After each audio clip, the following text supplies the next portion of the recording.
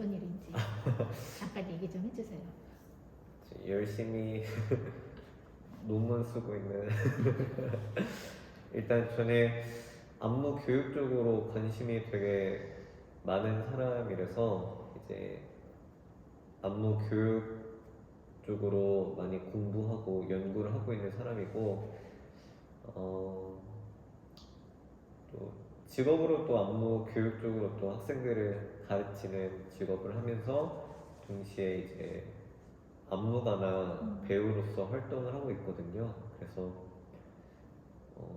저를 소개할 때는 춤추는 배우라고 많이 소개를 해요. 그래서 단순히 춤추는 게 아니라 약간 배우들처럼 감정을 신체로서 표현하는 사람 중에 한 명이라고 소개하고 있어요.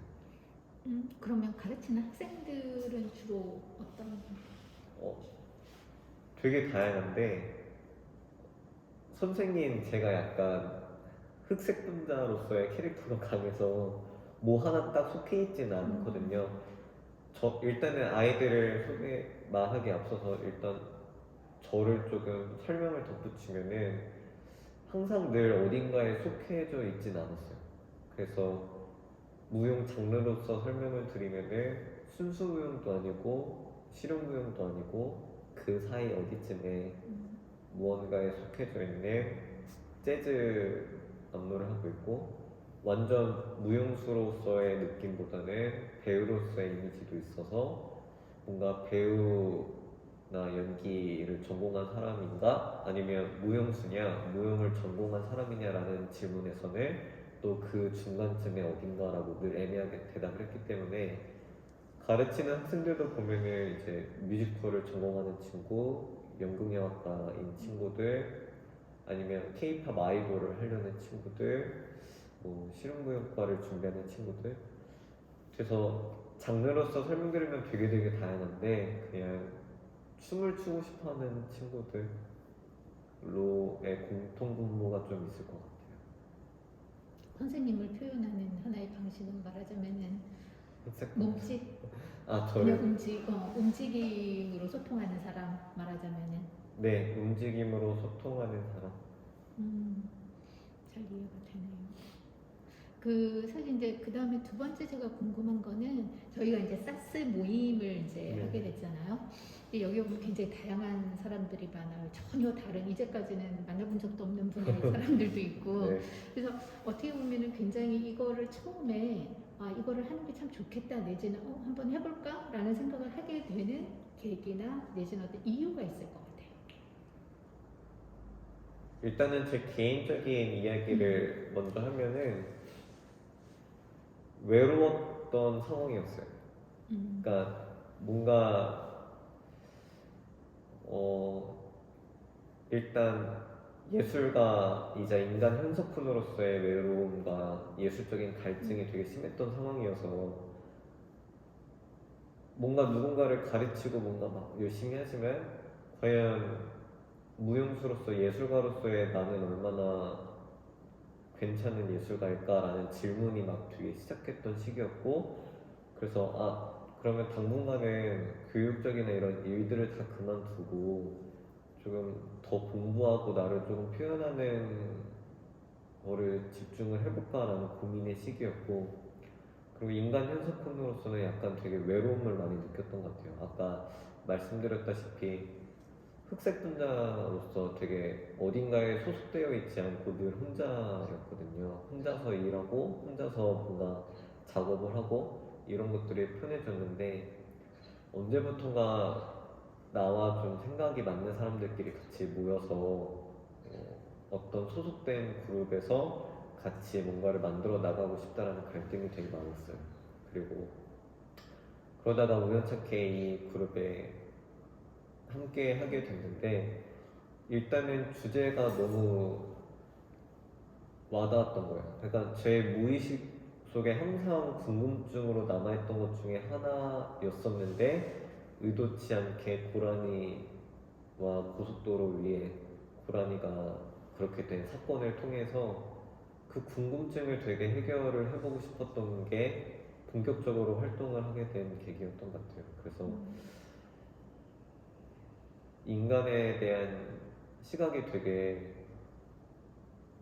우습구나, 되게 뭔가 복잡할 것 같고 되게 유기적으로 많은 것들이 연결되어 있을 것 같은데 한 발자국 뒤에서 물러보면은 되게 우습고 되게 어리석은 것일 수도 있겠구나라는 생각이 들어서 이 프로젝트를 하면서 거기에 대한 해답을 조금 찾고 싶어서 참여를 하게 된 것 같아요. 그러면은 이제 사실 이제 처음에 우리가 그 사스 모임을 통해서 서로 이제 다양한 분야에 있는 사람들이 소통을 하기 시작했고, 그러면서 고란이라는 어떤 특별한 어떤 한 가지 사연 내지는 그 계기를 이제 통해서 프로젝트도 하게 되고, 1년의 그런 과정 속에서 그러면 선생님은 그 이 모임 자체가 선생님이 추구하는 바로 그러한 것들을 찾아가는데 굉장히 큰 의미가 있고, 그리고 그것이 선생님 삶의 어떤 일상에 변화를 가져온 게 있나요? 일단은 제가 아주 조심스러운 부분이지만 제가 느끼기에도 뭔가 여기에 계신 소속 구성원 분들이 약간 저처럼 약간의 흑색 분자로서의 그런 캐릭터들이 조금 있지 않았나. 그래서 제가 거부감 없이 조금 왔었던 것 같아요. 그러니까 제가 말하는 흑색 분자가 되게 다양한 의미를 갖고 있을 수는 있는데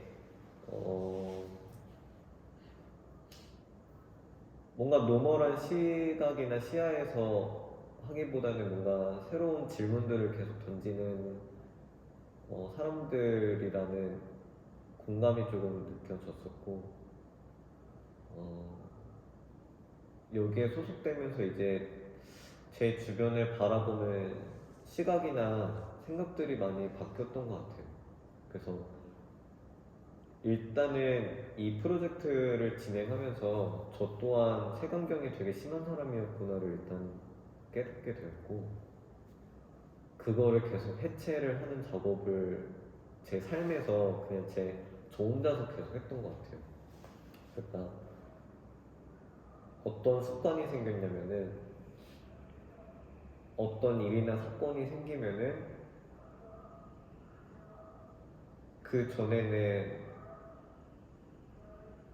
A의 입장과 B의 입장 쉽게 표현하면은 그렇다와 아니다의 시각으로서 약간 이중분모로서의 사건을 좀 봤다면은 이 프로젝트를 참여하면서 더 다양하게 약간 어떤 환경적인 시각으로 장소나 뭐 이런 것들 되게 그렇다 아니다가 아닌 조금 더 많은 선택지로서의 그 상황을 바라보는 습관이 좀 생겼던 것 같아요.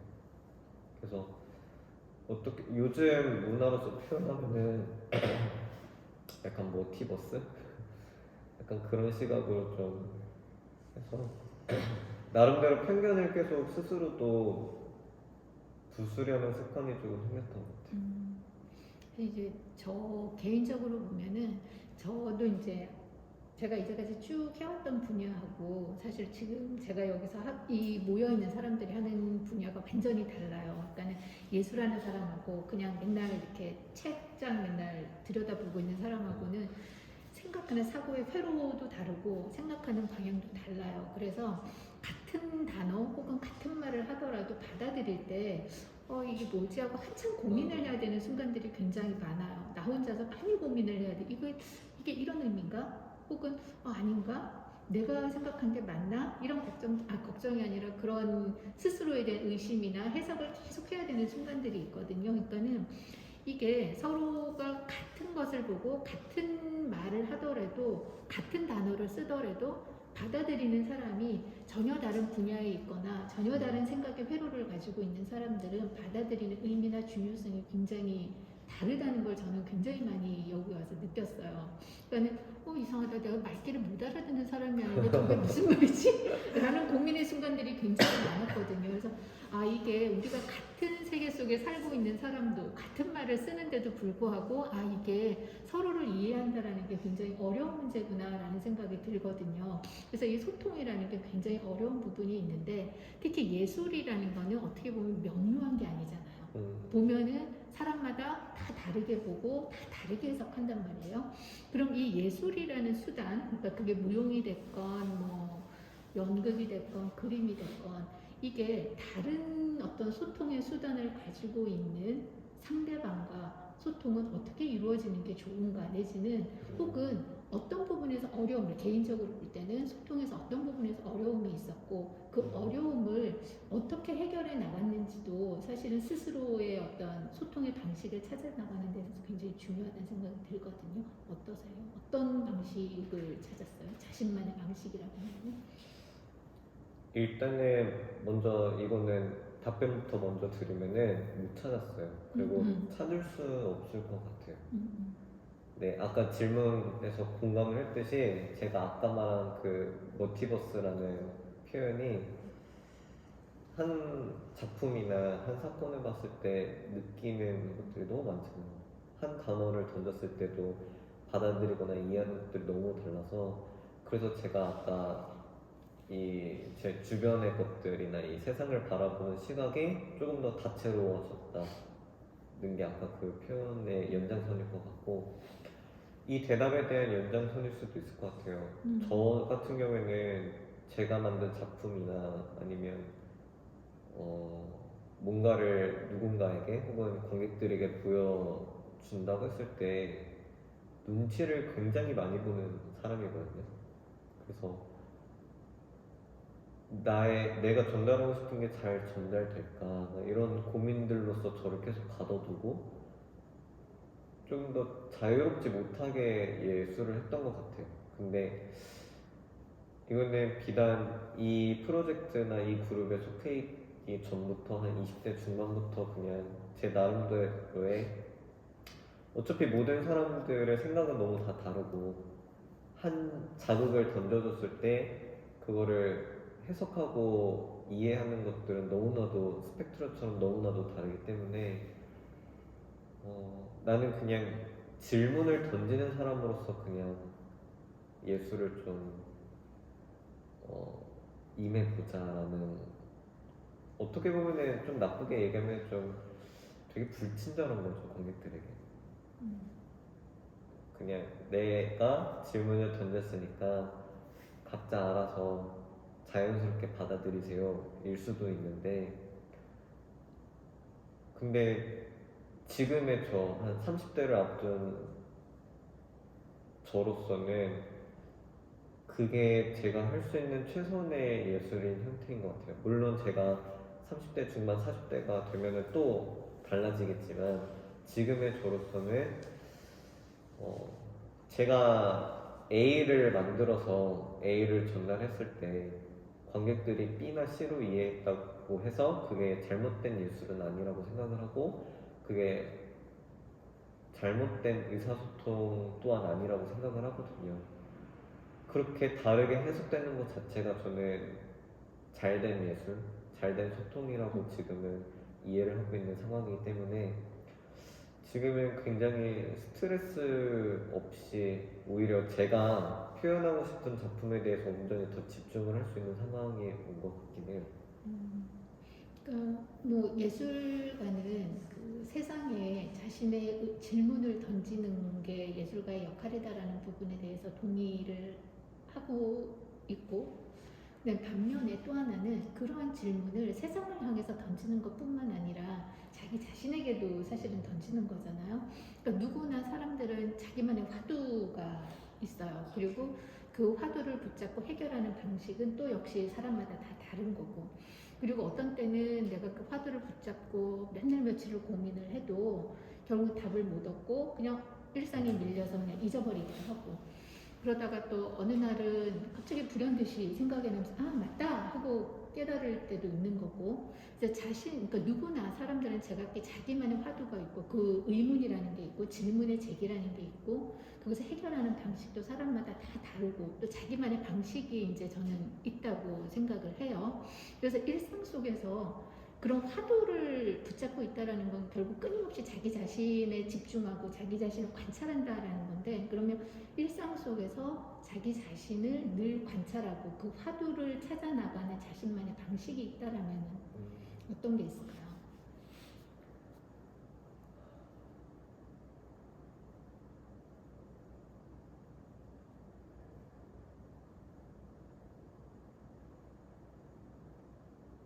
그냥 쉽게 간단하게.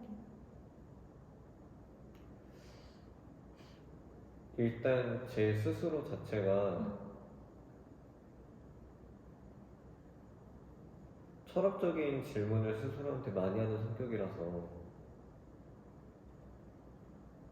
나는 뭘까를 좀 많이 내 인생은 왜 이럴까에서 시작해서 나는 뭘까? 내 캐릭터는 뭐고?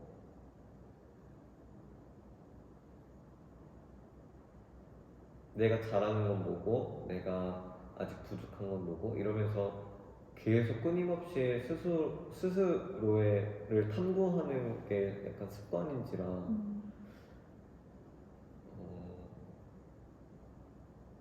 그거는 그냥 제 태생적인 그냥 습관인 것 같고 다만 제가 평소에 발견하지 못했던 저를 발견하는 순간들이 있죠. 약간 그런 그런 순간은 어떤 네. 순간이고? 일단은 뉴스나 이런 것들을 되게 많이 접하거나 뉴스나 유튜브나 이런 것들을 통해서 if라는 가정을 되게 많이 해요.